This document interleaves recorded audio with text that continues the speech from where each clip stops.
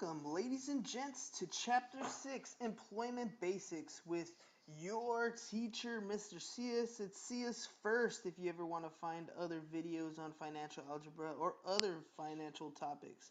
So, at Sias First to follow me on Facebook, Instagram, or you can go to the YouTube channel, Sias First, under Financial Algebra. So, we're going to start here with Chapter 6.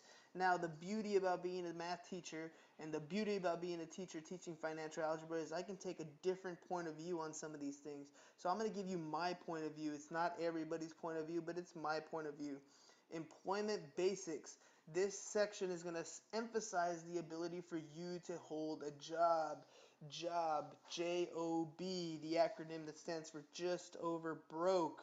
If you work at a job your entire life, you're going to spend a lot of time earning money.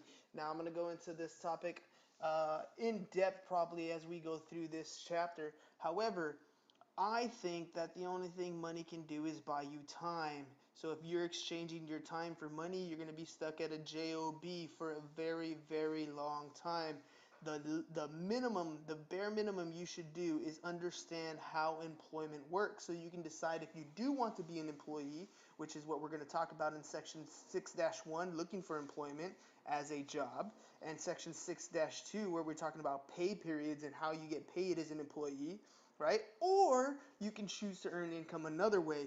This way, in section 6-3, when we're talking about commissions and royalties and piecework, this is how big bucks are made. This is where you earn money in sales or in different types of revenues where you do work maybe one time or you do work in sales.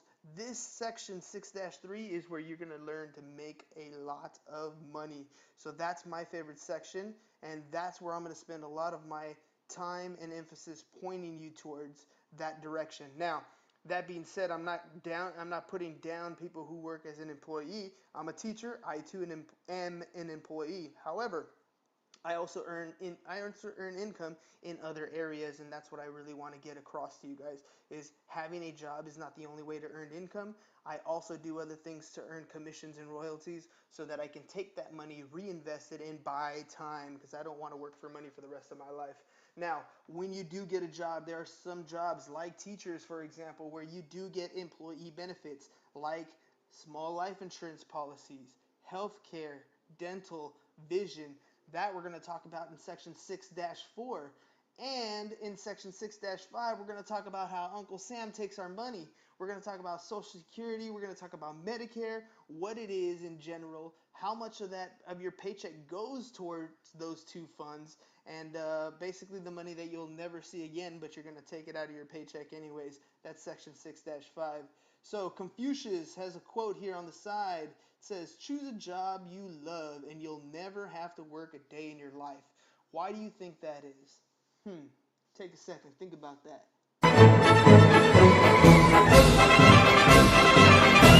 Yes! I'm at work!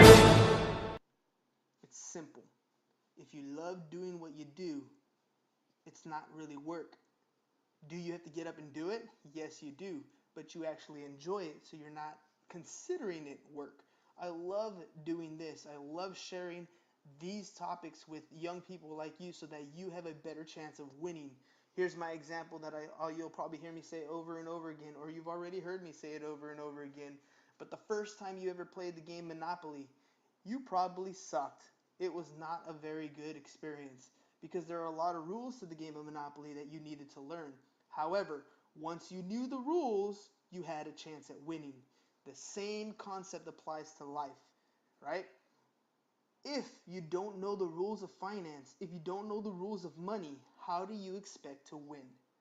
So here's the employment basics chapter. We're going to teach you the basics of employment. I'm going to try to give you all the different angles on being an employee, being self-employed, and as we go through these, hopefully you understand the rules, and then you can make a decision on which type of job you want going down the line. Is it going to be an employment? Is it going to be self-employed?